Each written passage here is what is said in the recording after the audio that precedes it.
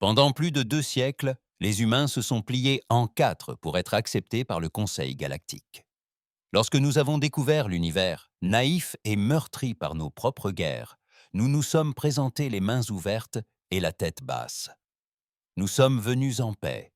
Nous sommes toujours venus en paix. Mais personne n'a jamais vraiment souhaité la paix avec nous. Ils nous traitaient de sous-hommes, de parasites et de nuisibles. Chaque poignée de main était stérilisée par un test de stérilisation. Chaque sourire dissimulait une loi dont on nous ignorait l'existence. Mais nous avons persévéré, nous avons continué d'y croire. Le Conseil a exigé que nous fassions nos preuves, pas seulement sur le plan technologique, mais aussi sur le plan moral. Soit. Alors, nous avons obéi. Nous avons respecté les règles. Nous avons participé à leur mission, combattu dans leur guerre, acheminé leur aide, payé leurs impôts. Nous avons même accepté leurs sanctions lorsque nous avons obtenu de meilleurs résultats. Mais chaque fois que nous prenions un peu trop d'importance, quelqu'un trouvait un prétexte pour nous faire redescendre sur Terre. Ce n'est pas un événement isolé qui nous a brisés. C'est l'accumulation du mépris, comme du sable sur une assiette en verre, un grain à la fois. Le dernier grain n'avait rien de spécial. Il se trouve simplement que c'est celui qui a tout fait s'écrouler. Ce grain, c'était la station Cairo, un avant-poste diplomatique en orbite autour de la lune neutre de Glathéon 3. Les humains représentaient près de la moitié du personnel, coexistant avec 11 autres espèces. Nous avions investi des milliards dans cette station, énergie, technologie et même des vies humaines. Il était censé être un symbole d'unité. Au lieu de cela, il est devenu un tombeau. Tout a commencé modestement. Une ingénieure, Lorna Keane, a signalé la disparition de fournitures. Puis, un officier des communications a remarqué des communications cryptées provenant de terminaux non autorisés. Quelques jours plus tard, une assistante diplomatique a surpris une conversation qu'elle n'aurait pas dû entendre. Il était question de transition de phase et de défaillance du confinement. Elle envoya un dernier message vers la Terre. Nous ne sommes pas seuls dans ce sabotage, mais ils nous accuseront, j'en suis sûr. Quelques heures plus tard, la station Kirill explosa. 234 vies furent perdues, dont 97 humaines. Le rapport officiel du Conseil conclut à une négligence humaine, évoquant une défaillance d'un relais électrique d'origine humaine, le même relais électrique qui avait été validé par 3 inspecteurs non humains. Les diplomates terriens protestèrent. Nos scientifiques réfutèrent leur rapport avec des données brutes. Nous avons supplié pour une enquête conjointe. Le Conseil se moqua de nous. Ils prétendirent que nous cherchions à masquer notre embarras par des théories du complot, que nous ne comprenions rien au fonctionnement de la galaxie. Ils nous ont retiré notre autorisation de développer de nouvelles stations orbitales, gelé nos partenariats commerciaux, et nous ont qualifiés d'imprudents et d'instables émotionnellement. Et malgré tout, nous sommes restés silencieux, du moins en apparence. Mais en réalité, quelque chose a changé. L'Assemblée unie de la Terre s'est tue. Les apparitions publiques ont cessé. Les routes commerciales ont été déviées sans explication. Les communications militaires devinrent cryptées, dépassant même les limites de l'approbation du Conseil. Puis, les colonies commencèrent à envoyer des messages chuchotés. D'anciennes flottes, jadis mises hors service, furent réactivées. Les chantiers navals civils produisaient en masse des coques blindées. Mars lança 20 nouveaux satellites de recherche en une semaine. Les anneaux de Saturne scintillèrent, révélant d'étranges motifs de manœuvres spatiales coordonnées. Personne ne répondit aux demandes du Conseil. Nous n'étions plus en colère. C'était terminé. Puis vint le moment que la galaxie n'oublierait jamais. C'était le 10e cycle de l'année du Conseil, lors de l'Assemblée panespèce. Les délégués de tous les secteurs étaient réunis dans la salle centrale. Le président du Conseil prononçait un discours sur l'unité interstellaire lorsque le silence se fit dans toute la salle. Non pas à cause des paroles prononcées, mais parce que toutes les lumières s'éteignirent, toutes les communications furent coupées. Chaque drone de défense en orbite se retourna et la Terre parla. Non par des diplomates, non par une arme, mais par un message. 12 mots transmis sur tous les canaux, dans toutes les langues connues. Nous avons demandé la paix. Vous nous avez donné des tombes. Maintenant, vous comprendrez la douleur. La transmission fut coupée. Un instant plus tard, 6 bases stellaires contrôlées par le Conseil disparurent, anéanties, rasées si nettes que même les débris environnants furent vaporisés. Aucune espèce ne parla. Personne n'osa riposter, car il ne s'agissait pas d'une simple attaque. C'était un avertissement. La Terre était patiente, mais sa patience avait des limites. Et elle venait de découvrir ce qui l'attendait de l'autre côté. La galaxie resta figée. Pour la première fois dans l'histoire, aucune espèce ne réagit avec indignation, aucun appel à la vengeance, aucune demande de tribunaux militaires, aucune flotte d'intervention coordonnée. Le silence qui suivit le message de la Terre n'était pas dû à la confusion, mais à la peur, car tous en comprenaient les implications.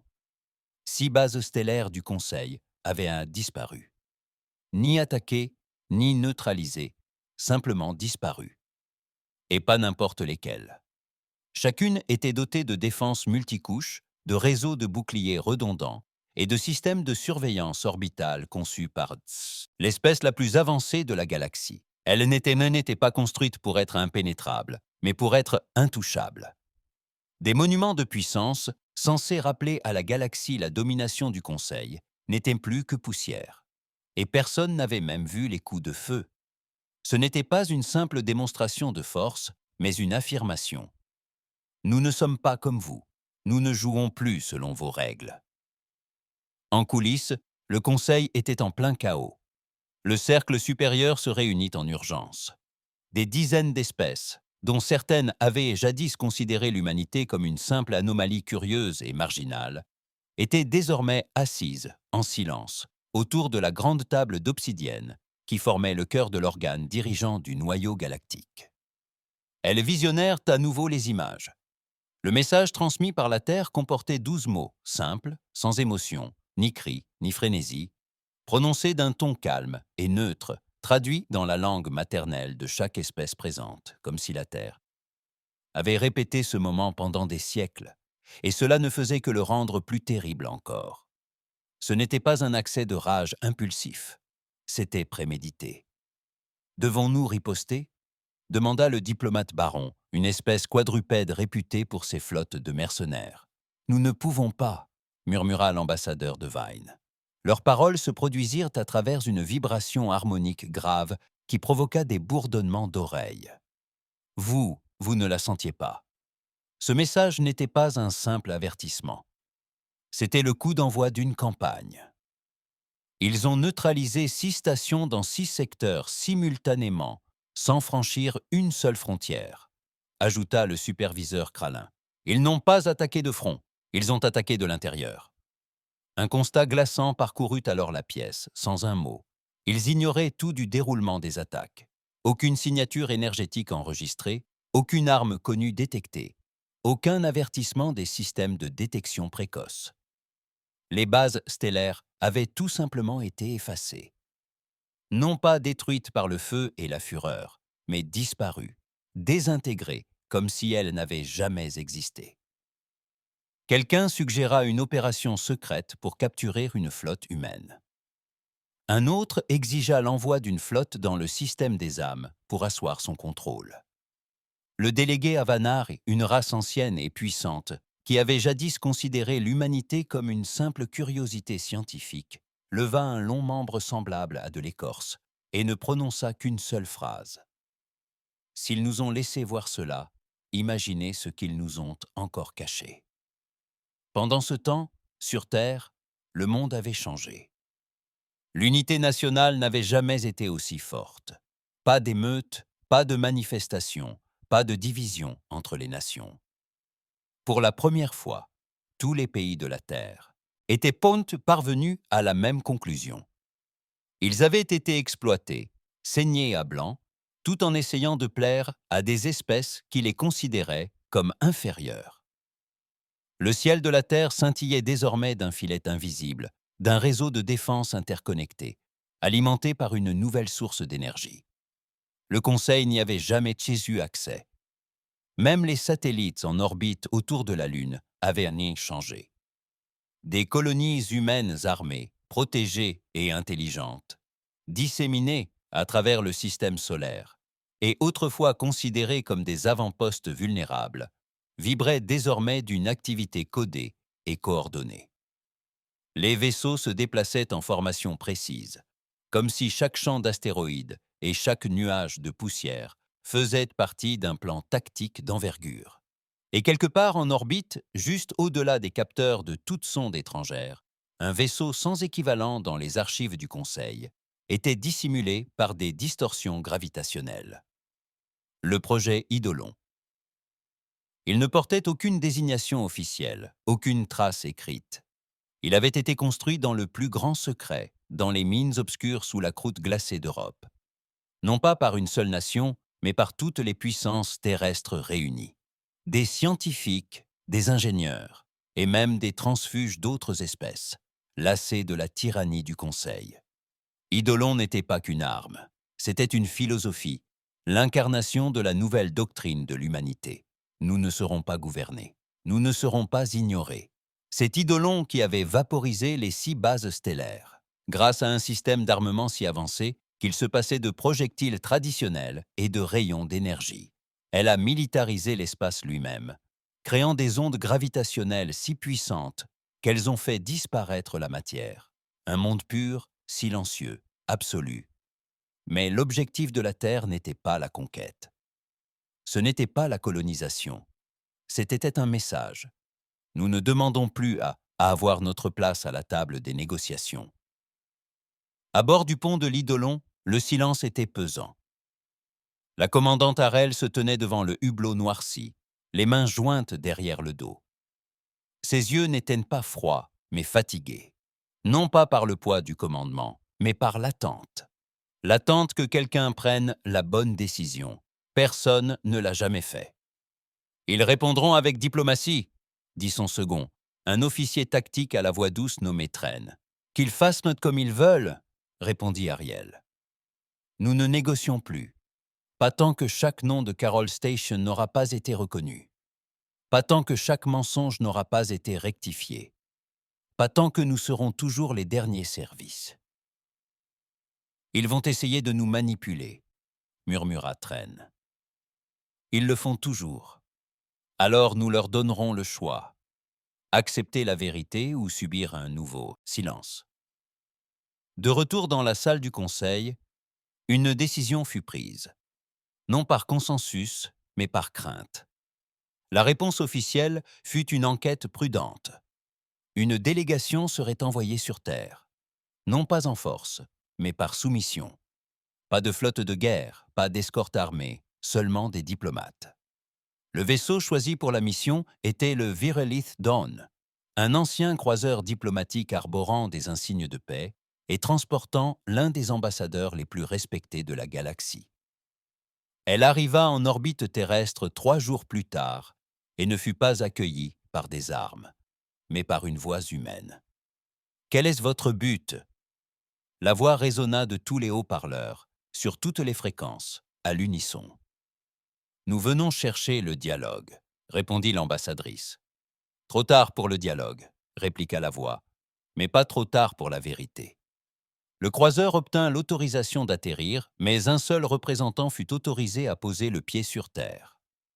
Ils choisirent une jeune émissaire, une diplomate hybride nommée Elra, élevée aussi bien au sein du Conseil qu'auprès des humains. Elle n'avait aucune loyauté, seulement la vérité, aucun rang à perdre et aucun intérêt caché. Sur la plateforme d'atterrissage, 3 humains vêtus de noir l'attendaient. Ni titre, ni nom, juste une question. Pourquoi maintenant? Eira prit une inspiration. Parce que la galaxie a peur. De quoi? Elle les regarda droit dans les yeux. Sa voix ne tremblait pas. De ce que vous êtes devenus. Un des humains inclina la tête. Non, la galaxie a peur de ce qu'elle nous a fait devenir. Ils l'emmenèrent sous terre, à travers des couloirs remplis de noms gravés dans l'acier. Les noms des victimes de la station Kirill. Des noms de guerres anciennes, de missions diplomatiques jamais rapportées, de colons abandonnés à cause de tractations politiques. Elle marcha en silence jusqu'à une pièce meublée d'une simple table, d'une chaise et d'une tablette. « Lis », dit l'humain, puis décide si le Conseil mérite encore la paix. La tablette contenait la vérité. Des communications interceptées prouvant que le Conseil était au courant du sabotage de Kir avant même qu'il ne se produise. Des notes internes expliquant comment une catastrophe ralentirait l'influence grandissante de la Terre. Des ordres signés déroutaient les vaisseaux d'intervention d'urgence, les éloignant de Kir pendant la fenêtre d'explosion. Ce n'était pas de la négligence, c'était un meurtre. Elle rassentit sa poitrine se serrer, son espèce, son gouvernement, son peuple. Ils savaient et ils ont laissé faire. « Je ne savais pas », murmura-t-elle. « C'est ce que tout le monde dit », répondit une voix calme, « jusqu'à ce qu'ils le sachent. » Elle a quitté la Terre transformée, est revenue au Conseil avec l'intégralité des données, sachant que cela ébranlerait les fondements même de leur organisation. Mais la Terre n'a pas attendu. Avant même que le Conseil puisse se réunir, elle a fait quelque chose d'inattendu. Elle a rendu les fichiers accessibles à tous, pas seulement au gouvernement, pas seulement aux dirigeants. Chaque citoyen de chaque planète aligné sur le Conseil a reçu la vérité dans sa boîte de réception personnelle, sans filtre, sans censure. La preuve brute et indéniable de la trahison du Conseil a fait trembler la galaxie. Des manifestations ont éclaté. Les bâtiments du Conseil ont été pris d'assaut. Les espèces extraterrestres qui avaient jadis raillé l'humanité se sont dressées, poings serrés, réclamant justice. Et au milieu du chaos, un nouveau message fut diffusé. Nous avons été patients, nous avons été pacifiques. Vous avez choisi de nous mettre à l'épreuve. Maintenant, vous nous verrez guidés. La Terre n'a pas envoyé d'armée. Elle a envoyé l'espoir aux opprimés, aux réduits au silence, aux oubliés. Ils l'ont appelé l'accord. Un nouveau système, un nouveau conseil fondé non sur la domination, mais sur la responsabilité. Toute espèce pouvait adhérer. Mais seules celles qui n'avaient rien à cacher osèrent non se manifester. Le Conseil se moqua d'abord. Puis leurs colonies extérieures proclamèrent leur indépendance et rejoignirent la Terre. Ensuite, leurs soldats désobéirent aux ordres. Puis, leurs vaisseaux cessèrent de répondre. En quelques semaines, le puissant Conseil, jadis, se fragmenta. La Terre devint le centre d'une ère nouvelle. Non par choix, mais par mérite. Car lorsque la patience de l'humanité atteignit ses limites, la galaxie fut enfin contrainte d'écouter. Au début, la galaxie ne sut comment réagir. Dans chaque système, des lunes glacées de la ceinture d'Aurelion aux cités célestes flottantes de Qualis Prime, les gens, muets, fixaient leurs écrans. Les preuves étaient accablantes, non falsifiées, non interprétées. Des enregistrements bruts et des communications internes mises à nu. Elles révélaient non seulement la vérité sur la catastrophe de la station Kirill, mais aussi un schéma récurrent. Des décennies de manipulation, d'extermination silencieuse, d'embargos déguisés en mesures de protection et des espèces entières instrumentalisées à des fins politiques. Et au centre de tout cela se trouvait la Terre. L'espèce qui avait passé plus de 2 siècles a tenté de respecter les règles. La seule espèce qui avait supplié, imploré, fait des compromis et s'était humiliée à chaque instant, jusqu'à l'épuisement. Et maintenant, pour la première fois depuis plus d'un millénaire, le Conseil était sur la défensive. Les protestations n'étaient pas un phénomène isolé. Ces événements furent d'un long et d'une ampleur considérable.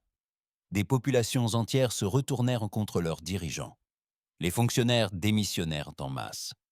Des émeutes éclatèrent sur les planètes d'origine du Conseil, des Soode, mondés où aucun humain n'avait jamais mis les pieds. Les statues des anciens fondateurs du Conseil furent déboulonnées. Les ambassadeurs du Conseil se retrouvèrent bloqués dans des spatioports, chassés par ceux-là même qu'ils prétendaient représenter. La phrase « Ils avaient raison à notre sujet » résonnait partout. Mais la Terre ne triomphait pas, elle ne célébrait pas, elle n'envoyait pas de flotte pour libérer qui que ce soit. Elle disait simplement « Nous ne sommes pas là pour conquérir.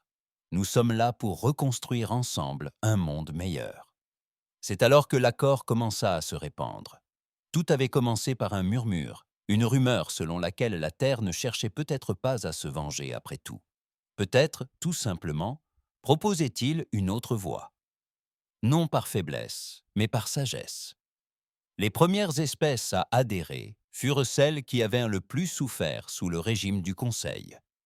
Les mineurs Vosari, longtemps contraints au travail forcé. Les tribus Draan, chassées de leurs planètes ancestrales pour faire place aux usines gérées par le Conseil. Les ingénieurs Alains, dont les inventions furent confisquées pour des raisons de sécurité. Ces espèces envoyèrent des délégués sur Terre. Non pas sous escorte armée, mais volontairement. Ils n'y trouvèrent ni trône ni empire. Ils y trouvèrent des salles de réunion, des forums ouverts, des sièges égaux, et peu à peu, l'accord se développa. 10 espèces y adhérèrent, le premier mois, puis 20. Au bout de 3 mois, le Conseil comptait 75 signataires, et aucun ne l'a quitté, car il n'était pas seulement accueilli, mais respecté. De l'autre côté des étoiles, le Conseil se décomposait de l'intérieur. Les accusations fusaient entre anciens alliés. Les Krallins blâmaient les Arturis. Les Vireignes prétendaient que leur transmission avait été falsifiée. Les Avanari tentaient discrètement d'effacer leur vote des archives, mais les données étaient désormais irréversibles. Sauvegarde sur les satellites de l'accord, décentralisés, immuables. Toutes les excuses furent mises à mal. Des fuites internes s'ensuivirent et des espèces entières commencèrent à purger leurs propres dirigeants corrompus. Des procès éclatèrent. Certains anciens chefs du Conseil furent emprisonnés par leur propre peuple. D'autres disparurent tant avant d'être appréhendés. Mais la Terre ne leva pas le petit doigt. Ils n'ont envoyé ni assassins, ni lancé d'attaques, ni exigé de tribut. Ils ont simplement dit « Nettoyez votre maison, sinon elle s'écroulera ». Cela fonctionnait. Mais tous n'acceptaient non pas cette nouvelle réalité. Certains restaient attachés aux anciennes traditions et voyaient dans cet accord une menace pour l'ordre naturel de la galaxie. L'un de ces groupes était le syndicat Keltras, une faction composée d'anciens fidèles du Conseil, de mercenaires et de nobles exilés qui refusaient de reconnaître l'ascension de la Terre. Se présentant comme les protecteurs de la tradition, ils disposaient de ressources considérables, flottes de guerre, armes du marché noir et systèmes entiers encore fidèles au Conseil. Et ils étaient assoiffés de sang. Ils ont attaqué 3 mondes nouvellement intégrés à l'accord, lançant des frappes contre des centres de communication et des centrales électriques. Sur Valith Prime, ils ont bombardé un vaisseau médical transportant des réfugiés en pleine évacuation. Ils pensaient provoquer la Terre. Ils espéraient une réaction massive et écrasante. Un nouvel incident à la Kyrstyle qui leur permettrait de rallier l'opinion publique à leur cause. Mais la Terre n'a pas répondu par des bombes. Elle a répondu par la vérité. Quelques heures après les attaques, la Terre a diffusé des images vidéo, des transmissions interceptées et la confirmation visuelle que les centres de commandement de Keltras avaient ordonné les frappes. Et puis, pour la première fois depuis la chute du Conseil, l'humanité a pris la parole. Ce n'était ni un président, ni un général, ni un diplomate. C'était une enfant. Elle s'appelait Mara, avait 13 ans et était née à bord d'un vaisseau colonial en orbite autour de Neptune. Ses parents avaient péri lors du sabotage de la station Kirill. Debout devant un fond blanc uni, sans uniforme, sans maquillage, sans aucun symbole politique, elle était simplement une fille, une survivante. Elle regarda droit dans l'objectif et dit « Je ne sais pas pourquoi ils nous haïssent. Je sais juste qu'ils nous haïssent. » Ma mère me disait toujours « Un jour, ils nous verront vraiment. » Mais ils ne l'ont pas fait. Ils ont vu une menace, une cible, et maintenant, je suis seul. Alors, si vous suivez encore ceux qui ont fait ça, demandez-vous si votre fierté vaut plus que nos vies. Le discours a duré moins de 2 minutes, mais il a fait pleurer une galaxie entière. Même les espèces qui ne pleuraient pas par nature restèrent sonnantes figées dans un silence stupéfait. Le syndicat Keltra tenta de justifier ses propos par de la propagande émotionnelle, mais personne ne les crut. Car, pour une fois, le message ne venait pas d'un dirigeant cherchant à gagner une guerre, mais d'un enfant qui tentait de l'arrêter. La Terre accorda une seule chance au syndicat: se retirer, se dissoudre, livrer les responsables des attaques. Le syndicat riposta en bombardant un convoi humanitaire dans le secteur Nari. Cette fois, la Terre n'envoya aucun avertissement. Elle dépêcha Eidolon. En moins de 8 minutes, la flotte Keltras entière fut anéantie. Ni mise hors de combat, ni déroute disparue. Cette fois, la Terre ne diffusa même pas un message. Le silence était assourdissant. Le message était clair. On n'a pas droit à l'erreur. La galaxie ne pleura pas le syndicat. Elle ne le déplora pas, car elle avait vu les données. Elle avait entendu les mensonges. Elle avait été témoin de la cruauté. Et maintenant, elle avait vu à quoi ressemblait la justice. Non pas la vengeance. La justice. L'accord s'étendit plus vite que quiconque ne l'avait prédit. En un an, plus de 200 espèces y avaient adhéré. Des planètes autrefois ennemies partageaient désormais leurs ressources. Les laboratoires scientifiques collaborèrent ouvertement. Les routes commerciales prospérèrent. Fini les restrictions artificielles et les droits de douane qui étouffaient le progrès technologique. La Terre ne mena pas l'accord en maître, mais en égal. Pourtant, chacun savait qu'il avait rendu possible. Pendant des générations, l'humanité avait été la risée de la galaxie. Les parvenus, les émotifs, les primitifs. Désormais, ils étaient les gardiens de l'équilibre. Car lorsque le Conseil avait renié ses promesses, lorsque la diplomatie avait échoué, lorsque la patience s'était épuisée, l'humanité ne s'était pas muée en monstre, mais en miroir. Ils avaient mis en lumière la vérité et renvoyé la galaxie à son reflet, et plus rien ne serait jamais comme avant. Mais la paix, la vraie paix, ne fut pas chose aisée. À mesure que l'accord gagnait du terrain, d'anciens blocs de pouvoir du Conseil commencèrent à s'agiter en secret. Ils n'attaquèrent pas directement. Ils eurent plutôt recours à des factions plus petites, des contrebandiers, des assassins, des agents infiltrés. L'un d'eux s'infiltra dans un avant-poste de renseignement de l'accord sur la station Luna et sabota un nouveau prototype de bouclier planétaire. Lors d'un test de résistance programmé, une défaillance a eu lieu, vaporisant une équipe de 9 personnes, dont 4 chercheurs Vosari. Une fois de plus, les vieilles blessures se sont rouvertes. Les rumeurs ont commencé à circuler. La Terre nous protège-t-elle encore? Sommes-nous en sécurité grâce à l'accord? La Terre n'a pas répondu par une nouvelle frappe, mais par la transparence. Elle a rendu public tous les journaux de bord, tous les enregistrements, tous les rapports internes relatifs à l'incident. Pas de dissimulation, pas d'excuses. Puis ils lancèrent un défi ouvert. À ceux qui agissent encore dans l'ombre, nous ne vous poursuivrons pas. Nous attendrons, car nous savons que la vérité finit toujours par éclater. L'agent fut capturé 2 jours plus tard par une cellule loyaliste de Keltras qui tentait de l'exfiltrer. Il fut remis non pas à la Terre, mais à un tribunal multi-univers créé par l'accord lui-même. C'est alors que chacun comprit que l'enjeu n'était plus l'humanité, mais la responsabilité de tous. Et les astres changèrent. Là où jadis le logo du Conseil symbolisait l'oppression, la bannière de l'accord représentait désormais autre chose. Non pas la perfection, non pas le pouvoir, mais le potentiel. Et la Terre, retrouva le silence. Non pas parce qu'ils battaient en retraite, mais parce que leur vocation n'avait jamais été de régner.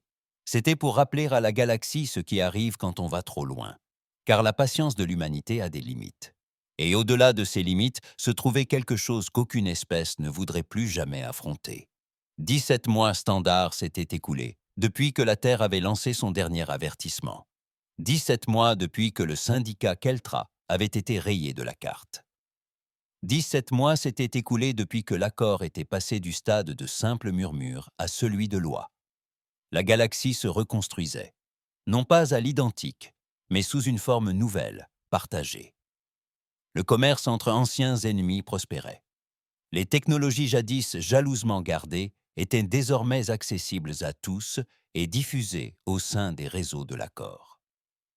Les planètes autrefois pillées pour le profit du Conseil étaient maintenant restaurées par des équipes de restauration multi-espèces. Et ça fonctionnait. Mais la paix, même sous sa forme la plus aboutie, est fragile. Dans un univers aussi vaste, aux cicatrices si profondes, tous ne la désirent pas. Certains ont besoin de la guerre comme un corps a besoin d'un cœur qui bat.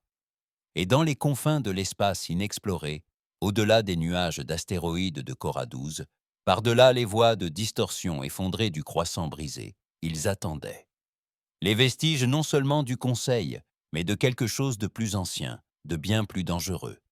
Il se nommait le voile, non pas une faction, ni une nation, mais une idéologie. Il ne désirait pas le pouvoir, mais le contrôle. Là où le Conseil avait échoué en politique, il misait sur le silence, une domination invisible et totale. Si l'accord représentait la lumière, le voile était la froide gravité qui la sous-tendait, entraînant les systèmes dans les ténèbres un à un. Ils n'ont jamais revendiqué la responsabilité, n'ont laissé aucun témoin. Et pendant des mois, ils ont agi sans être remarqués. Des navires ont commencé à disparaître le long des routes commerciales périphériques. Les stations de balisage se sont éteintes. Puis vinrent les disparitions. Non pas des morts, des disparitions, des colonies entières. Des milliers de personnes se sont volatilisées sans laisser de traces. Aucun débris, aucun appel de détresse, juste disparu. Au départ, l'accord pensa pour de la piraterie, une résurgence des loyalistes de Keltress. Mais cette fois, c'était plus propre, plus discret, plus coordonné. Quelque chose se tramait et la Terre le savait. Elle l'avait toujours su. Dans un bunker sous le cercle polaire arctique, 4 humains se tenaient autour d'une projection. La table holographique affichait une carte 3D de la galaxie, parsemée de marqueurs clignotants. Rouge pour les convois disparus, orange pour les anomalies de communication et gris pour les pertes de colonies confirmées. L'un des hommes, aux cheveux, blancs striés, se pencha et tapota une icône clignotante dans le secteur de Graven Reach. « Celle-ci est différente, dit-il. Pas d'effraction, pas de signe de vie, pas de dégâts environnementaux, mais le noyau de données a disparu. » Une autre femme, une analyste de système nommée Nadja, prit la parole sans lever les yeux. Ils n'ont pas seulement pris des gens, ils ont pris l'histoire. Le quatrième, plus jeune que les autres, les regarda tour à tour, la mâchoire crispée. « Ils ne nous pillent pas, » murmura-t-il.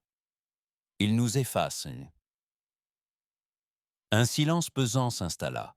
Finalement, l'homme plus âgé acquiesça. « Il faut intensifier les opérations. »« Déployer Eidolon » demanda Nadja. « Non, » répondit-il. « On ne sait même pas où le pointer. Ce n'est pas une guerre qu'on peut gagner à coups d'ailes de feu. » Il marqua une pause. « Il faut d'abord les localiser. La Terre n'a pas annoncé cette nouvelle menace pour la galaxie. Elle ne voulait pas semer la panique. Au lieu de cela, elle a fait ce que les humains ont toujours fait de mieux lorsqu'ils sont dos au mur. Ils s'adaptèrent. Une initiative classifiée fut lancée. Le projet ECHO. Il ne s'agissait pas d'une arme, mais d'une traque. Sur l'ensemble des territoires de l'accord, des vaisseaux de reconnaissance spécialisés furent discrètement équipés de capteurs spatiaux, de détecteurs de champs gravitationnels et d'analyseurs de boîtes noires. Ces vaisseaux ressemblaient à des cargos ou à des transports diplomatiques, mais chacun d'eux était en réalité un réseau de capteurs dissimulés à la vue de tous. Ils écoutaient, observaient, guettant le schéma. Car il y a toujours un schéma. Il leur fallut 7 semaines avant d'en trouver un. Une petite anomalie, une impulsion gravitationnelle répétitive détectée uniquement dans les couches les plus externes de certains systèmes disparus. trop subtile pour être perçue par les vaisseaux ordinaires. Mais la technologie terrestre avait évolué depuis Eidolon. L'impulsion n'était pas aléatoire. C'était la signature, non pas d'une arme, mais d'un portail, d'une faille dimensionnelle contrôlée. Les colonies n'avaient pas été détruites, elles avaient été déplacées. La Terre garda le secret sur cette découverte, même vis-à-vis de l'accord, car les implications étaient terrifiantes. Si le voile pouvait déplacer des populations entières dans des dimensions parallèles ou des champs spatiaux alternatifs, il ne s'agissait pas simplement d'effacer l'histoire. Il construisait autre chose. Mais dans quel but? Il n'y avait qu'un seul moyen de le savoir. Il leur fallait quelqu'un pour franchir le portail. Pas un drone, pas une sonde, une personne. Quelqu'un qui ne craquerait pas sous l'isolement. Quelqu'un qui ne se contenterait pas d'obéir aux ordres, mais qui les remettrait en question quand c'était nécessaire. Un être humain. Elle s'appelait Lyra Van, pilote de l'espace lointain. Elle y avait grandi dans les colonies extérieures d'Europe et passé plus de temps en combinaison spatiale qu'en civil. Elle n'avait plus de famille, plus d'allégeance que la Terre. Elle était des têtes à tous égards, un fantôme, la cible idéale pour l'infiltration. On lui confia un vaisseau conçu spécialement pour la mission. Petite, rapide, équipée d'un blindage contre les déplacements de courte durée et de stabilisateurs de mémoire expérimentaux. Si la dimension de l'autre côté du portail était instable, son cerveau ne serait pas brouillé dès son passage. Elle ne posa pas de questions, elle n'en avait pas besoin. Elle avait vu les données et voulait des réponses. Dès qu'elle franchit le portail, la réalité se brouilla. Pas violemment, doucement, comme tremper sa main dans de l'eau chaude. Mais lorsqu'elle rouvrit les yeux, elle comprit à quel point les choses avaient maintes et mal tourné. Les étoiles étaient nées toujours là, mais déformées. Tordues comme si la lumière elle-même avait été réfractée par un traumatisme. Le système était silencieux. Aucun échange radio, aucune balise. Mais son scanner s'illuminait de signes de vie. Des milliers. Elle avança et la vit enfin. Une planète artificielle, non terraformée, non colonisée, construite de toutes pièces. Elle tournait lentement, maintenue par des puisses de gravité et des structures de carbone plus sophistiquées que tout ce que la Terre avait connu. Les systèmes de son vaisseau commencèrent à dysfonctionner à mesure qu'elle s'approchait. Alors, elle entra manuellement. Sans armes, sans bouclier, juste de la curiosité et un brin d'obstination. Elle atterrit à la surface, sortit de la surface et les trouva, les disparut. Ils n'étaient ni prisonniers, ni enchaînés, ni malnutris, mais ils n'étaient seulement pas libres non plus. Chacun vivait dans une ville quadrillée parfaitement organisée. Chaque bâtiment était identique, chaque personne surveillée, leurs souvenirs brouillés, leur histoire effacée. Lyra tenta de parler à l'un d'eux, un ancien Vossari, disparu 6 mois plus tôt. Il la regarda d'un air absent. « Je suis en paix, dit-il. Je fais partie du système. » Elle insista. « On vous a arraché à votre foyer. » Il inclina la tête. « Qu'est-ce qu'un foyer ?» C'est alors qu'elle les aperçut. Des observateurs, de grandes silhouettes en armure miroir, silencieux. Aucune arme visible. Mais Lyra le sentait. Contrôle. Une poigne si froide qu'elle n'avait même pas besoin de crier. Elle se retourna pour fuir. Mais c'était trop tard. Ils l'avaient nain vu. Et cela ne les surprit pas. Sur Terre, le signal du vaisseau de Lyra se coupa 3 minutes après son entrée dans l'atmosphère. Son transpondeur indiquait qu'elle était vivante, mais injoignable. C'en était trop. Le projet Echo fut déclaré prioritaire, rouge. Eidolon fut activé, mais pas encore lancé. La Terre envoya d'abord un message, non pas à la galaxie, non pas à l'accord, mais au voile. Une simple phrase. « Nous vous avons trouvé. » Aucune réponse. 3 jours plus tard, une balise fut détectée à la limite du système des âmes. Pas un piège, un message, un seul mot. Pourquoi? La Terre ne répondit pas publiquement. Mais au sein des plus hautes sphères du commandement, la réponse était claire. Pourquoi? Parce que vous nous avez fait trop attendre, parce que vous avez cru que le silence signifiait la soumission. Parce que lorsque la patience de l'humanité atteint ses limites, elle ne crie pas, elle se bat. Et l'heure était venue de se battre à nouveau. Ils attendirent. Après la disparition de l'IRA au-delà de la faille, la Terre ne lança aucun vaisseau, ne déploya aucun drone, ne lança aucun cri vers le ciel. Ils écoutèrent le message du voile. Un seul mot. Pourquoi? Ce n'était pas une question, mais une épreuve. Et la terre comprit ce que cela signifiait. Le voile ne leur demandait pas pourquoi ils étaient nés venus, mais pourquoi ils avaient attendu si longtemps. Pourquoi ils n'avaient pas frappé les premiers. Pourquoi la terre, malgré toute sa puissance et sa technologie, n'avait pas encore tenté de les anéantir. C'était de l'arrogance déguisée en curiosité. Mais la terre ne tomba pas dans le piège. Elle savait ce que le voile désirait vraiment, le chaos. Si la Terre ripostait aveuglément, l'accord se briserait. La peur reviendrait et la galaxie replongerait dans les ténèbres d'où le voile avait émergé. Non, la Terre n'allait pas déclencher une guerre. Elle allait y mettre fin. Mais pour cela, il leur fallait ramener Lyra. Lyra ignorait depuis combien de temps elle était là. Le temps s'écoulait étrangement dans ce monde artificiel. La planète n'avait pas de soleil, seulement un ciel gris, éterne, immuable. Les habitants, jadis vibrants, divers, passionnés, se mouvaient désormais comme des automates, toujours affairés, jamais enclins à se poser des questions.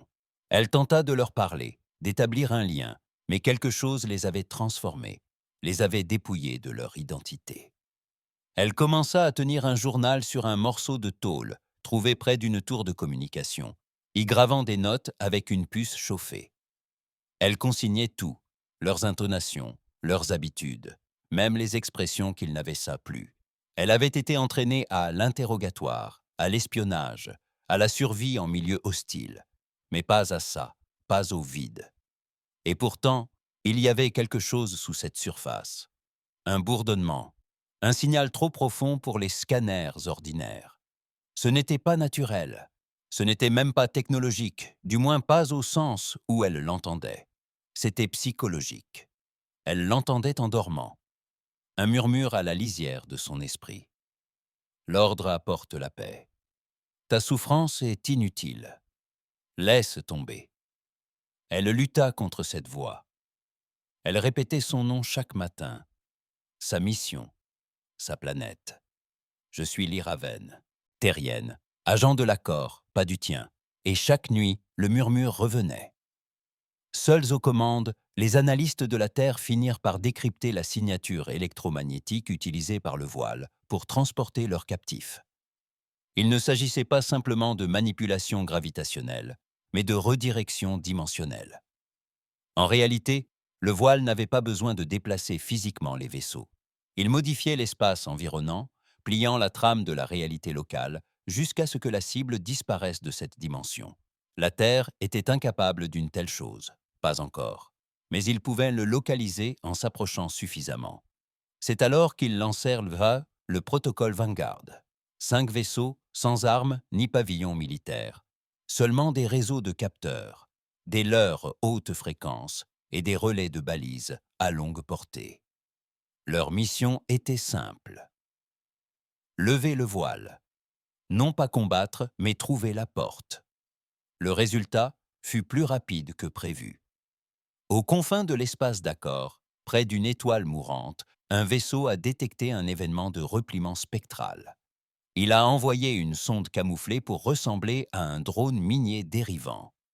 Ce qui est revenu n'était pas un simple signal, c'était un message de l'IRA. Il était fragmenté, corrompu. La majeure partie du fichier était du bruit blanc et des parasites, mais quelques secondes ont réussi à être transmises. De quoi faire retenir son souffle à la Terre. Je suis là. C'est réel. Ils réécrivent les esprits. Non pas avec la technologie, mais avec des fréquences. Elles bourdonnent, cela vous pénètre. Puis le silence. Puis 4 derniers mots, tranchants et désespérés. Ne faites pas confiance au ciel. Personne ne savait ce que cela signifiait, mais la Terre en avait assez vu. Ils ont mobilisé une flotte secrète dans le cadre du projet EcoBlack. Eidolon fut remise en service, non pas pour avoir agressé quelqu'un, mais pour le secourir. Ils savaient cependant que ce ne serait pas si simple. À l'intérieur du royaume du voile, Lyra ne dormait plus. Elle ne distinguait plus ses rêves de ses pensées. Elle continuait de bouger, d'écrire, malgré les tremblements de ses bras et les douleurs d'estomac causées par les cubes de nourriture synthétique. Les observateurs avaient commencé à la surveiller de plus près. Ils ne bougeaient jamais brusquement, ne parlaient jamais, se contentant de la fixer comme des statues de pensée. Un jour, alors qu'elle traversait le secteur 7, elle aperçut quelque chose d'étrange, une anomalie, un bref scintillement dans l'air, comme une distorsion thermique. Elle s'en approcha et découvrit une tour à moitié fusionnée avec un autre bâtiment. L'architecture palpitant comme si elle était vivante, et à sa base, une porte non pas faite pour les habitants, mais faite pour elle. Lorsqu'elle le toucha, quelque chose se déclencha. Une voix résonna dans sa tête. Cette fois, non pas celle du voile, mais la sienne. « Je me souviens de toi », murmura-t-elle. Puis elle perdit connaissance. À son réveil, elle se trouvait dans une chambre blanche, immaculée, stérile, trop stérile, comme si la réalité avait été effacée. Une silhouette se tenait en face d'elle, ni un observateur, ni un humain, ni même quelque chose qui prétendait l'être. Son visage était symétrique, trop parfait, ses yeux trop immobiles. « Lyra Vane, dit-il. « Tu n'es pas réel, murmura-t-elle. « Toi non plus, répondit-il. Pas ici. » Il s'assit et lui fit signe de faire de même. « Tu es forte, plus forte que la plupart, mais tu finiras par craquer. Tout finit par craquer. C'est pourquoi nous construisons des systèmes qui effacent les gens? Non, des systèmes qui les sauvent d'eux-mêmes. » Elle serra les poings. « Vous appelez ça sauver ?» Il inclina la tête. « Ce monde est sans guerre, sans faim, sans mensonge. Chaque être y vit sans peur, sans douleur. C'est la paix, c'est l'esclavage, dit-elle. » Il ne protesta pas, se contentant d'un léger hochement de tête. C'est ce que disait la Terre aussi. De retour à Soul, la flotte Écolac atteignit la limite de l'anomalie. Le temps pressait. Le signal de Lyra s'était de nouveau interrompu. Il ne leur restait qu'une chance. Eidolon émit une impulsion gravitonale de faible puissance à la fréquence de résonance du pli, soigneusement réglée pour ne pas déclencher les défenses du voile. Le pli s'ouvrit, une minuscule déchirure dans l'espace, suffisante pour un seul vaisseau. Le vaisseau de sauvetage de Lyra, l'Arche Lance, s'engouffra à l'intérieur. Le capitaine John Harland se tenait à la barre, tous ses muscles tendus. Il n'était ni diplomate, ni scientifique. Il était le dernier recours de la Terre. Ses ordres étaient de simples: la ramener à la maison ou mourir en essayant. À l'intérieur du royaume, Lyra sentit le changement avant même que le ciel ne se modifie. Le bourdonnement s'interrompit. Les observateurs se figèrent. Quelque chose de nouveau était entré, quelque chose d'étranger. Puis, pour la première fois depuis des jours, elle sourit. Elle ignorait comment la Terre l'avait retrouvée, mais elle savait ce qui allait arriver. Le voile aussi. L'homme, feignant d'être humain, se leva, son visage se fissurant enfin. « Ils sont imprudents, » dit-il. « Ils déchireront ce qu'ils ne comprennent pas. » Elle se leva à son tour. « C'est ce que tu as toujours craint, n'est-ce pas ?» Il détourna le regard. L'humanité. La pièce trembla, et le ciel se fissura. L'Arche-Lance transperça le voile dimensionnel, comme une comète plongée dans la vengeance. La distorsion hurla autour de la coque, mais la Terre tint bon. Tous les capteurs étaient à leur maximum. Tous les voyants d'alerte clignotaient, mais ils avaient capté son signal et ils se dirigeaient vers elle. Le capitaine Harlon activa la balise de détresse.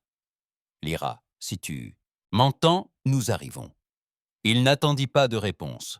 Il n'en avait pas besoin, car au plus profond du cœur glacé d'une planète artificielle, entourée de créatures qui portaient le silence comme une armure, Lyra leva la tête et prononça les mots qui entreraient dans l'histoire. « Je savais que tu viendrais. » Le ciel se déchira, non pas métaphoriquement, non pas par une figure de style. Elle se déchira comme un tissu, telle une blessure dans un tableau trop parfait pour être réel. La lumière la traversa, mais pas celle qui réchauffe la peau ou guide les vaisseaux.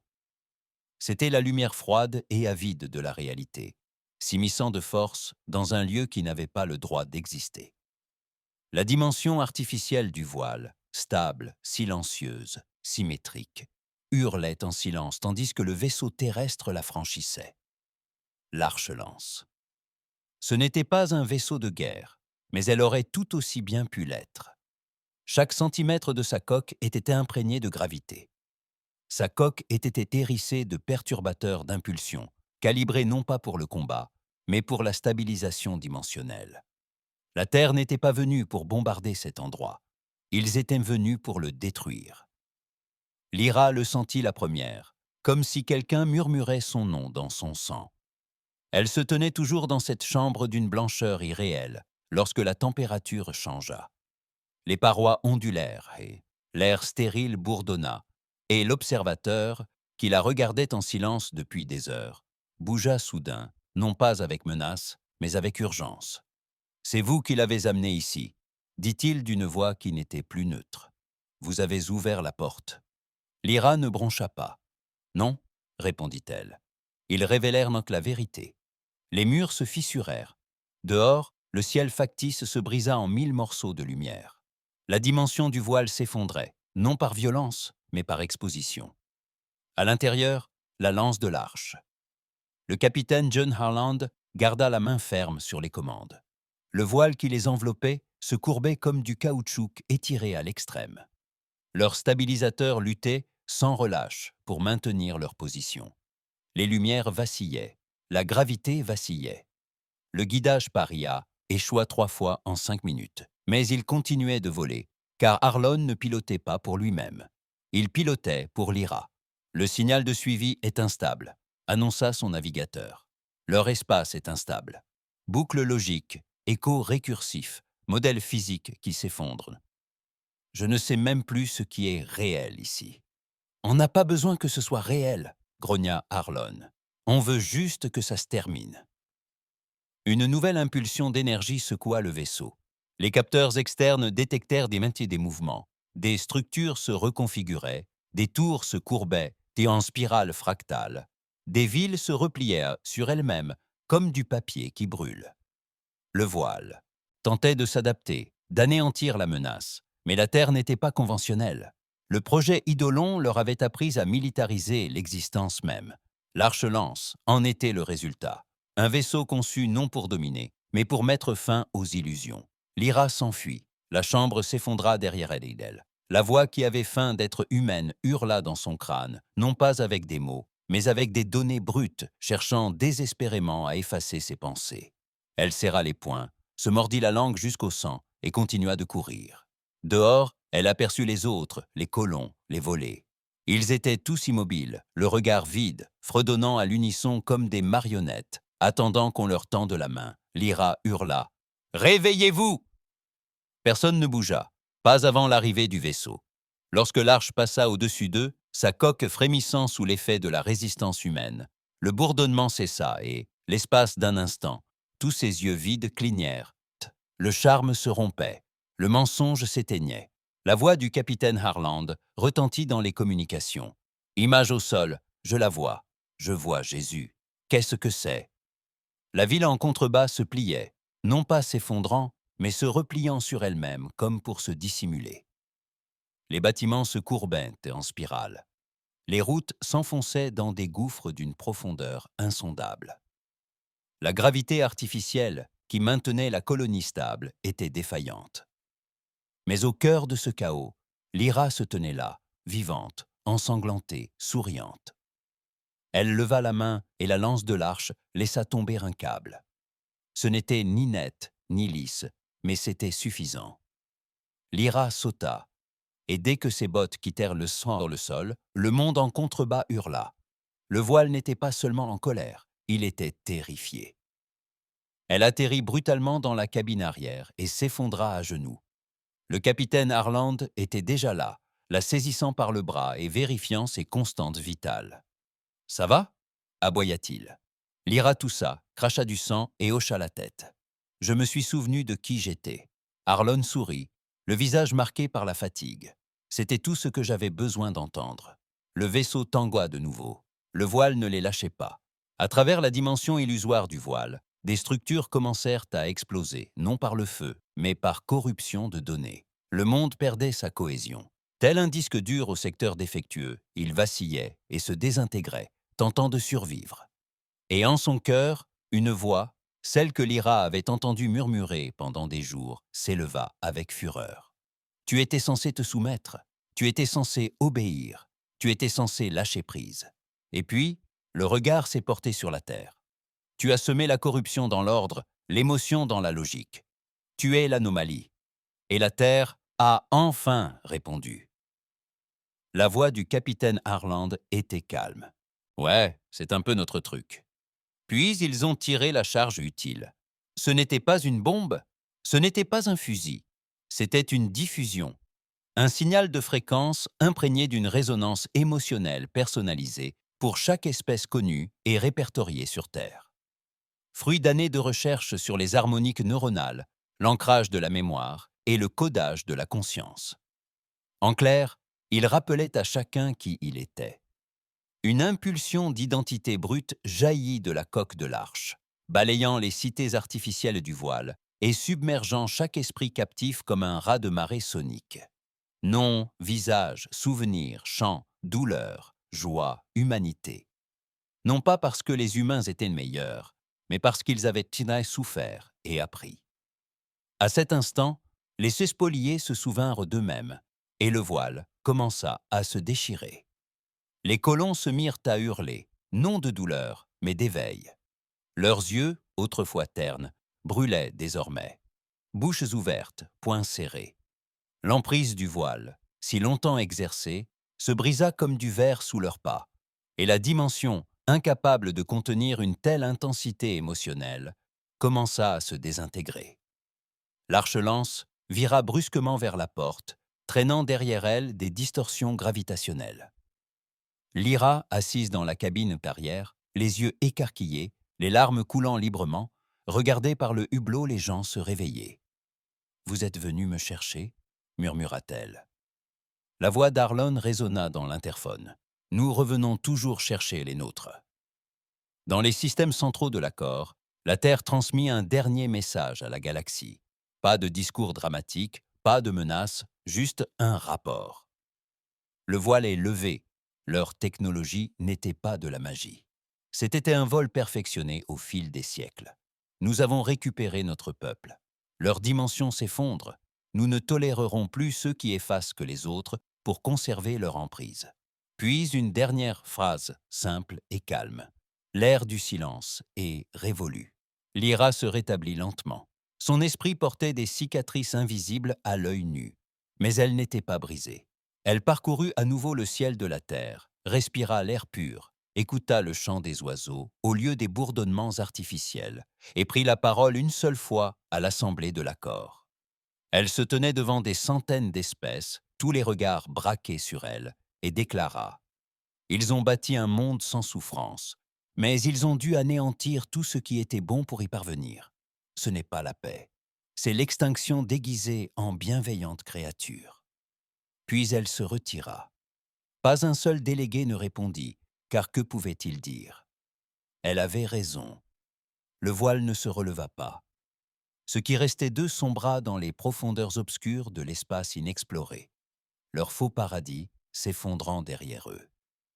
La porte fut scellée, et la terre, observait, non avec crainte, mais avec détermination, car elle savait désormais. Il ne s'agissait pas de domination. Il ne s'agissait même pas de survie. Il s'agissait de se souvenir de qui ils étaient, de ce qu'on leur avait fait et de ce qui ne serait plus jamais permis. Pour la première fois depuis des générations, la galaxie était véritablement immobile. Plus aucune grande guerre ne faisait rage. Plus aucune flotte ne se suivait de près, le long de frontières contestées. L'écho de l'effondrement du voile se propageait à travers chaque système, non pas comme un son, mais comme un silence qui signifiait désormais tout autre chose. La paix, mais pas celle imposée par la peur, comme celle du Conseil, ni cette immobilité passive et soumise que le voile avait créée par le contrôle mental. C'était une paix brute, authentique, difficile à atteindre, celle dont l'humanité avait toujours rêvé, mais dont personne, pas même eux, ne savait quoi faire une fois acquise. Car la paix, avaient-ils appris, n'est pas la fin du combat. C'est le début de la responsabilité. L'accord avait gagné en force et en légitimité. Ce qui avait été autrefois perçu comme une tentative désespérée de la Terre pour retrouver son importance était devenu l'alliance la plus puissante de la galaxie connue. Non pas grâce à son arsenal impressionnant, mais grâce à la confiance qu'elle inspirait. Une confiance forgée dans l'épreuve, non par des promesses. Plus de 247 espèces y avaient adhéré officiellement. Même d'anciens fidèles du Conseil, humiliés et repentis, se ralliaient désormais à la cause de la responsabilité partagée. Le commerce était florissant, la recherche était libre, le pouvoir était décentralisé. Le Conseil, ce qu'il en restait, n'existait plus que dans les archives et les procès. Et la Terre, la Terre, la Terre demeurait silencieuse. Pas de trône, pas de drapeau sur chaque planète, pas de contrôle autoproclamé de l'accord. Juste une place discrète à la table, parmi tant d'autres. Bien que chacun sût le prix à payer pour en arriver là, l'Iravin devint bien plus qu'un symbole. Son témoignage avait anéanti les derniers sympathisants du voile. Lorsqu'elle prenait la parole, ce n'était ni pour attiser les foules, ni pour semer la peur, mais pour expliquer simplement ce que signifiait survivre à la manipulation, ce que l'on ressentait en s'oubliant soi-même et la force nécessaire pour s'en souvenir. Après son discours, des dizaines de mondes adoptèrent tôt que leur propre déclaration d'indépendance. Non pas vis-à-vis de la Terre, mais vis-à-vis des modèles de contrôle mental que l'ancien Conseil avait dissimulés dans les systèmes éducatifs, les accords commerciaux et même dans des implants neuronaux camouflés en dispositifs de surveillance médicale. Elle parlait au nom des oubliés, non par vengeance, mais pour la vérité. Et à travers les étoiles, des êtres commencèrent à comprendre ce que la Terre savait depuis longtemps. La tyrannie ne se manifeste jamais par une épée. Elle arrive avec un sourire. Mais cette nouvelle paix ne fut pas acceptée par tous. Certains doutaient de la sincérité de la Terre. Ils voyaient des ombres là où il n'y en avait pas. Ils pensaient que les humains avaient simplement remplacé un empire par un autre. Et, d'une certaine manière, la Terre comprenait cette crainte. Après tout, n'avaient-ils pas eux-mêmes craint le Conseil jadis? Alors, la Terre fit ce qu'aucune autre puissance n'avait jamais fait. Elle partagea tout. Plans, spécifications militaires, conception de vaisseaux et même des éléments de l'architecture d'Eidolon, à l'exception de ses capacités les plus dangereuses, furent déclassifiés et publiés à l'intention de tous les membres de l'accord. Aucun secret, aucune hiérarchie, non pas pour s'affaiblir, mais pour dissiper la peur. Pour dire « nous ne vous imposons pas cela, nous le partageons avec vous ». Mais la transparence a un prix, car tout le monde n'utilise pas le savoir pour la paix. Dans une colonie minière orbitant autour de Drexus Fier, un système longtemps isolé de la politique galactique, une nouvelle anomalie a été détectée. De faibles impulsions d'énergie, rythmiques, familières, trop familières. La Terre a reconnu la signature, un fragment de la technologie dimensionnelle du voile. La diffusion n'avait pas disparu avec le royaume. Elle s'était propagée, telle une graine semée dans l'espace profond, peut-être intentionnellement, peut-être par accident. Mais à présent, elle prenait racine. Une colonie commença à changer. Au début, les mineurs travaillaient simplement plus longtemps, disant qu'ils n'avaient pas besoin de dormir, qu'ils ressentaient là le rythme du système. Puis, ils cessèrent de répondre aux contrôles réguliers. Lorsque le vaisseau de patrouille d'accord arriva, la colonie était méconnaissable, d'une propreté impeccable. Aucun déchet, aucun bruit, aucune individualité. Juste des centaines d'êtres se déplaçant en harmonie, fredonnant le même air grave. Le voile avait été vaincu, mais pas l'infection. La Terre ne paniqua pas. Elle n'attaqua pas. Elle étudia. et ce qu'elle découvrit glaça le sang même des stratèges les plus aguerris. Le voile n'avait pas seulement manipulé les individus. Il avait implanté sa fréquence dans l'espace lui-même. Un virus lent, capable de se propager via des signatures énergétiques artificielles, des esprits fragiles ou des déséquilibres émotionnels. Il pouvait rester dormant pendant des années, voire des siècles, jusqu'à ce qu'un élément extérieur le réveille. Et c'était désormais chose faite. La Terre proposa la création d'équipes de purification du signal, des coalitions multi-espèces entraînées non pas à la guerre, mais au confinement et à la restauration cognitive. Psychologues, ingénieurs, guides spirituels, anciens prisonniers du voile, l'objectif n'était pas de détruire les zones infectées, mais de les guérir. Certains jugeaient cela naïf, mais la plupart y voyaient l'acte le plus humain qu'ils aient jamais vu. On demanda à Lyra de diriger l'une de ces équipes. Elle refusa un grade militaire et insista pour y aller en civil. « Je ne serai pas une sauveuse, dit-elle, un simple miroir. » Qu'il se voie à nouveau. Sa première mission fut à l'avant-poste 9, une station relais spatiale restée silencieuse pendant 18 jours. À son arrivée, la station était plongée dans l'obscurité. Son équipage, encore en vie, flottait dans un état catatonique, parlant à peine, les yeux rivés sur des formes invisibles dans les murs. Il fallut 4 jours pour leur rendre partiellement la mémoire, 10 pour leur restituer leur identité. Un membre de l'équipage n'a pas survécu, mais les autres se souvenaient. Et lorsqu'ils prononçaient le nom de Lyra, ce n'était pas avec révérence, mais avec reconnaissance. « Tu nous as rendu notre humanité », dit l'un d'eux. Lyra secoua simplement la tête. « Tu l'as toujours été. Tu l'as juste oublié. » Dans les couloirs de la diplomatie, les débats faisaient rage, non pas sur la puissance de la Terre, mais sur sa philosophie. Que signifie diriger sans contrôler? Que signifie enseigner sans conquérir? Personne ne l'avait jamais fait auparavant, et beaucoup pensaient que la Terre ne pourrait pas maintenir ce modèle. Le pouvoir, disait-il, corrompt toujours. Mais la Terre avait appris à ses dépens que le pouvoir ne se résume pas à la force. Il s'agit de résistance, non pas contre les autres, mais contre la tentation de devenir ce que l'on a combattu. Alors, ils se sont retenus. Ils ont laissé d'autres espèces prendre les devants. Ils ont refusé que leur flotte devienne le centre de la défense collective. Au lieu de cela, ils ont privilégié l'éducation, la collaboration, l'adaptation. Ils ont misé sur ce qui avait toujours fait la dangerosité de l'humanité. Non pas ses armes, mais ses idées. Puis un jour, un nouveau signal est arrivé. Non pas de l'intérieur de la galaxie, mais de l'extérieur. Une sonde, vieille, fissurée, à peine fonctionnelle. Elle n'a émis qu'un seul message avant que ses systèmes ne s'effondrent. Nous ne sommes pas vos ennemis, mais ils arrivent, et vous êtes les seuls qu'ils craignent. La Terre a reçu le signal en premier et est restée silencieuse pendant 2 jours. Lorsqu'elle l'a finalement montré à l'accord, nombreux furent ceux qui exigèrent des explications. La réponse de la Terre fut simple. Nous voulions nous assurer de ne pas être la menace qu'ils fuyaient. Pour la première fois depuis la chute du Conseil, la peur revint dans la galaxie. Non pas de la Terre, mais de l'inconnu au-delà de la limite galactique.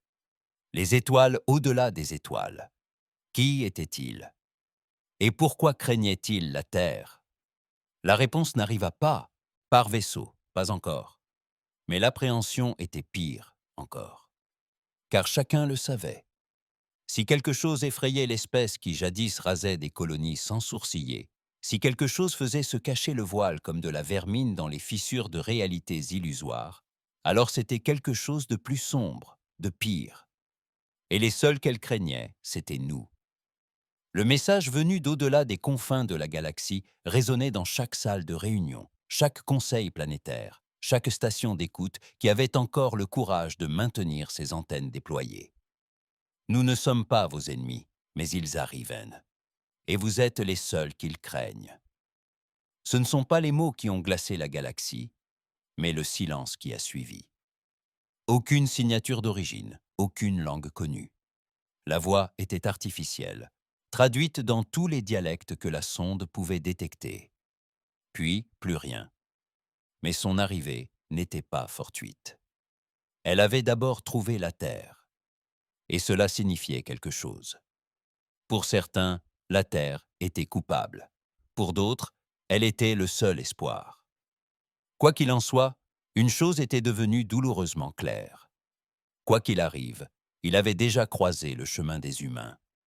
Lyra Van se tenait sur le pont supérieur de la Flèche de l'Unité, la station diplomatique nouvellement construite de l'accord, flottant entre les secteurs neutres comme un phare de confiance partagée.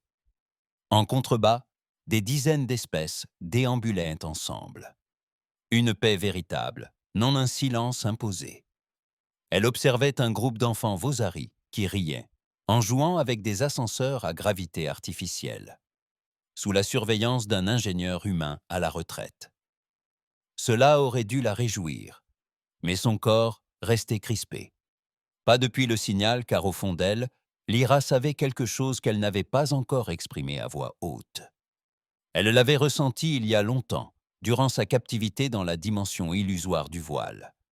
Ce murmure qui hantait son esprit, ce bourdonnement rythmé qui tentait d'effacer ses souvenirs. Le voile ne l'avait pas créé. Il l'avait emprunté, imité. Le voile n'avait pas inventé le contrôle. Il l'avait étudié, appris, et maintenant Lyra commençait à croire que ce qui allait suivre, ce dont le message les avait avertis, ne craignait pas la Terre à cause de ses armes. Elle craignait ce que la Terre avait survécu parce qu'elle n'était pas parvenue à les briser. À l'instar du Conseil, à l'instar du voile, l'Assemblée unie de la Terre, désormais garante de l'éthique de l'accord, convoqua une session silencieuse. Aucun enregistrement, aucun média, aucun délégué. Seules les espèces qui avaient combattu côte à côte depuis la station Kirill. Certains souhaitaient fortifier les frontières. D'autres suggéraient des reconnaissances préventives. Quelques voix radicales se demandaient s'il était temps d'envisager des frappes préventives ciblées au cas où la menace imminente serait déjà infiltrée. Mais la Terre ne prit pas la parole en premier. Elle écouta. Puis, depuis le siège des humains, une femme nommée commandant Yolani, ancienne enfant rescapée d'un camp de travail forcé, se leva. Sa voix était calme, claire, sans embâge. Nous n'avons pas peur de ce qui nous attend, mais nous ne sommes pas aveugles. Nous avons trop longtemps attendu, par le passé, pour être compris. Cette fois, nous nous préparons. Un représentant de Zaline demanda « Se préparer à la guerre ?» Yolani secoua la tête. « Non, se préparer à une épreuve qui révélera qui nous sommes devenus. » La Terre ne construisit pas de nouvelles flottes. Ils ont bâti un réseau non pas d'armes, mais de mémoire. Utilisant des fragments de technologie du voile, l'assistance de l'IA et la puissance de calcul combinée de 20 espèces de l'accord, ils ont créé quelque chose d'inédit. Une archive de résonance cognitive. Ils l'ont appelé le protocole des témoins. Sa fonction, préserver la vérité. Chaque citoyen de l'accord était invité à contribuer volontairement en partageant ses souvenirs, ses histoires personnelles, ses témoignages, ses histoires familiales, sans retouche, sans filtre politique, brut, sans concession, le bon, le mauvais, le pire. Des guerres civiles humaines aux conflits extraterrestres. Des révolutions aux trahisons du Conseil, en passant par la libération du voile, chaque élément fut mis en ligne non pour déshonorer, mais pour se souvenir, car ils avaient désormais compris une chose simple. Quand on oublie d'où l'on vient, on est facile à manipuler. Aux confins d'un espace-temps, des drones d'exploration commencèrent à disparaître. Sans explosion, sans fusée éclairante, ils s'évaporèrent tout simplement. Mais cette fois, la Terre n'a pas été prise au dépourvu. Des yeux étaient désormais partout. Et lorsque le premier drone parvint à renvoyer une image corrompue avant de tomber en panne, les analystes travaillèrent sans relâche pendant 72 heures pour stabiliser une image unique. L'image était simple, terrifiante. La Lune dérivant dans l'espace, creusée en un œil noir géant, et 5 mots gravés à sa surface dans une langue inconnue, mais pourtant comprise. Nous vous avions prévenu de vous agenouiller. Un silence de mort s'installa. Personne ne rit cette fois, car ce qu'ils voyaient n'était pas qu'une simple arme. C'était un message. Mais la Terre ne broncha pas. Au contraire, elle envoya son propre message. Non pas à la menace, mais à la galaxie entière. Nous ne nous agenouillerons pas, non pas par soif de guerre, mais parce que nous nous souvenons du prix que nous avons payé la dernière fois. S'ils s'en prennent, ça c'est à nous, ils s'en prennent à nous tous, et nous resterons unis. La nouvelle se répandit comme une traînée de poudre. Sur les planètes les plus reculées, des graffitis recouvraient les marchés. Souviens-toi, Cole. Dans les colonies minières, les ouvriers gravaient « Nous sommes debout maintenant » sur les poutres métalliques. Même les anciennes espèces du Conseil murmuraient en cette phrase dans les salles. Plus de silence. Ce n'était plus seulement la patience de l'humanité qui avait atteint ses limites. C'étaient les galaxies elles-mêmes. Puis l'arrivée se produisit. Une large faille s'ouvrit près de la frontière obscure du secteur 19. Une étendue spatiale longtemps considérée comme inhabitable. Rien n'en sortit. Ni vaisseau, ni flotte, juste une pulsation, comme l'écho psychique d'une entité colossale, songeant à s'éveiller. Et dans des systèmes situés à des années-lumière, des esprits sensibles s'effondrèrent. Des empates saignèrent du nez. Les machines réécrivirent leurs journaux de bord dans des langues inconnues de tous. C'était comme si la réalité elle-même tremblait. Mais l'accord ne paniqua pas. Ils activèrent le protocole de témoins dans tous les systèmes. Et la Terre fit un choix qu'aucun empire dans l'histoire n'avait jamais fait. Ils envoyèrent leurs plus vulnérables, leur vérité, affronter les ténèbres. Lyra Van fut choisie comme émissaire, non pas une soldate, ni une commandante de flotte, mais une femme qui avait survécu à l'effacement et qui, malgré tout, se souvenait d'elle-même. Elle embarqua à bord d'un vaisseau non conçu pour la guerre, mais pour la traduction, émotionnelle, historique, neurologique. Son cerveau avait été cartographié et stabilisé pour résister aux pressions psychiques extérieures. Elle n'emporta avec elle que son nom et un petit objet, un morceau de métal irrégulier avec lequel elle avait gravé ses pensées durant son séjour dans le voile. 4 mots seulement y étaient inscrits. « Je sais qui je suis ». Elle franchit la faille seule. Les étoiles se courbèrent, le temps ralentit. Elle flotta dans les ténèbres. Plus profond que l'espace, plus profond que la gravité, plus profond que la pensée. Et puis elle l'entendit. Une voix sans voix, une forme sans forme, une présence. « Tu n'as pas ta place ici », répondit-elle sans crainte. « Si, maintenant. Tu te souviens de trop de choses. »« J'en ai assez. Tu n'es pas comme les autres. »« Non, » dit-elle. « Je suis pire, car nous avons attendu, encore et encore, et nous avons toujours choisi de ne pas devenir toi. » Silence. « Alors pourquoi êtes-vous venu ?» Elle leva les yeux vers le vide et prononça les mots qu'aucune autre race n'avait osé dire auparavant. Non pas pour supplier, non pas pour s'agenouiller, mais pour vous avertir. L'obscurité cligna des yeux. « Avertissez-nous. » Elle se pencha en avant. Humain farouche. « Nous sommes ceux que vous n'avez pu briser. Ceux qui se sont relevés après la trahison, qui ont bâti la paix sur des eaux, qui ont vu leur patience se consumer en flammes. Nous sommes ce qui succède à la peur. » Les étoiles autour d'elle se tordirent. Le temps trembla, mais elle resta imperturbable et sourit. « Tu devrais avoir peur. » De nouveau en accord, la faille frémit puis se referma. Le signal de Lyra revint, elle était vivante. Et autre chose revint aussi, un second signal. Celui-ci ne venait pas des ténèbres, mais de tous les systèmes d'accord. Un message unanime de civils, d'officiers, de paysans, de soldats, d'enfants. Nous nous souvenons d'un murmure, d'un chant, d'un serment.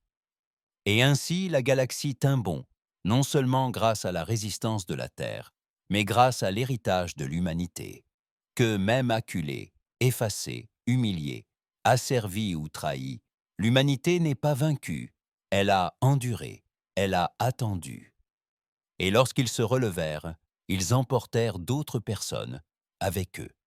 C'est pourquoi, aux quatre coins du monde, des lunes glacées aux cités océaniques d'anciens ennemis, on érigea des statues non pas de soldats, mais d'une simple femme, sculptée à la main, tenant un petit morceau de métal, la main tendue, non pas en signe de pouvoir, mais d'invitation.